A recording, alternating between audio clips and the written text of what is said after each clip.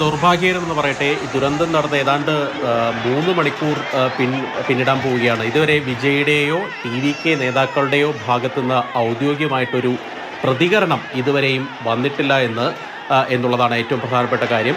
മറ്റൊരു കാര്യം, 34 മരണം സ്ഥിരീകരിച്ചിരിക്കുന്നു എന്നാണ് മനസ്സിലാക്കുന്നത്. അതിൽ 17 സ്ത്രീകളുണ്ട്, 7 കുട്ടികളുണ്ട്, 10 പുരുഷന്മാരുണ്ട്. ഇങ്ങനെ 34 മരണം സ്ഥിരീകരിച്ചിരിക്കുന്നു എന്നാണ് കരൂരിൽ നിന്ന് ലഭിക്കുന്ന വിവരം. ഇതിൽ 7 കുട്ടികളുണ്ട്. കൈക്കുഞ്ഞുങ്ങളുമായിട്ട് നിരവധി അമ്മമാർ ഈ പരിപാടിയിലേക്ക് എത്തിയിരുന്നു എന്നുള്ളതാണ്.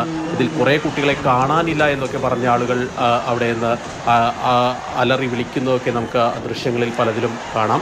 ഏതായാലും ആളുകളെല്ലാം, പരിക്കേറ്റ ആളുകളെല്ലാം തന്നെ വിവിധ ആശുപത്രികളിൽ എത്തിച്ചിട്ടുണ്ടെന്നാണ് മനസ്സിലാക്കുന്നത്. 58 പേർ പരിക്കേറ്റു എന്നാണ് മുൻമന്ത്രി സെന്തിൽ ബാലാജി അല്പസമയം മുൻപ് പറഞ്ഞത്. ഇതിൽ പല ആളുകളുടെയും നില ഗുരുതരമായി തുടരുന്നു.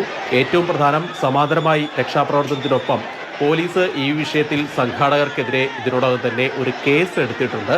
വിജയ്ക്കെതിരെയും കേസെടുക്കുമെന്നാണ് മനസ്സിലാക്കുന്നത്. പോലീസ് അത് സംബന്ധിച്ച കൂടിയാലോചനകൾ നടത്തുന്നുണ്ട്.